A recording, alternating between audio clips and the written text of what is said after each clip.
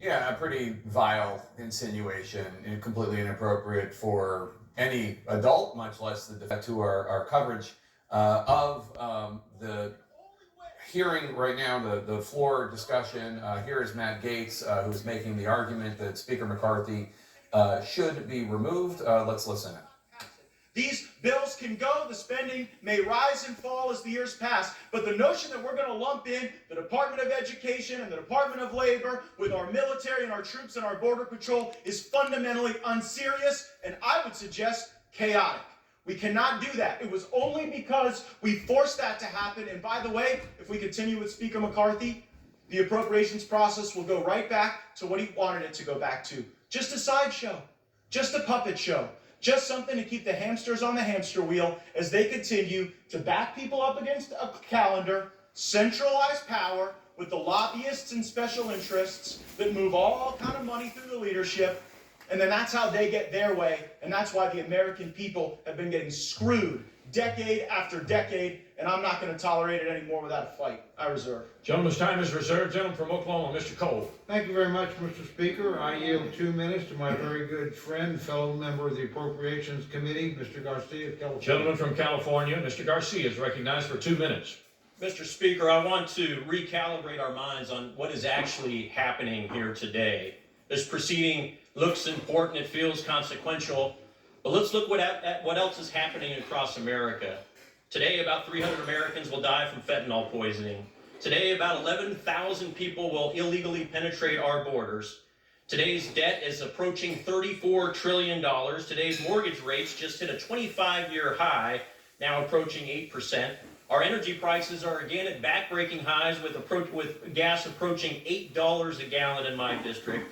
Today, China and the CCP grow stronger with an intent to go to war by 2027, and our military is experiencing record low retention and record low recruitment. This is the reality of today for 335 million Americans under President Joe Biden. It's a dark and scary reality. This Republican majority here today in the House is the only firewall against the damaging far-left policies of the Biden administration. The single-subject appropriation bills that we were supposed to be voting on this week will literally fight to reverse the darkness of these realities and fight inflation, cut spending, secure our border while enhancing our nation's security and investing in our soldiers at a meaningful level. But today, this body filled with people in fancy suits, led by a few Republicans who are running with scissors and supported by Democrats, who have personal issues with the Speaker, have uncertain intentions and even more uncertain goals, and they've decided to make today about drama. Not about solving problems and helping our constituents, but about drama. We need to be the no-drama option for America, this party, this majority, and I fear that this self-inflicted drama of today jeopardizes our majority and by definition removes the last layer of defense protecting America from this Biden administration. Let's dispense with the drama, do our jobs, and move on with defending this beautiful country. I yield back.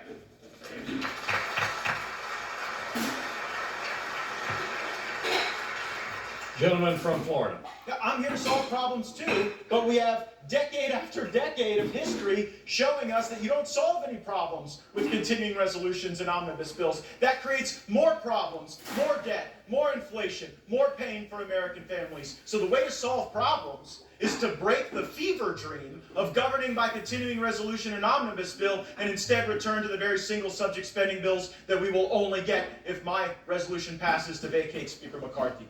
I reserve. Gentleman reserves his time. Gentleman from Oklahoma, Mr. Cole.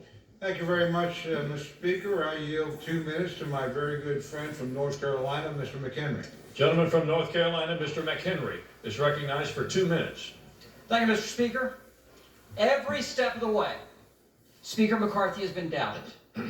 After the first Speaker vote, he was mocked, right? And after 15, they called him Speaker.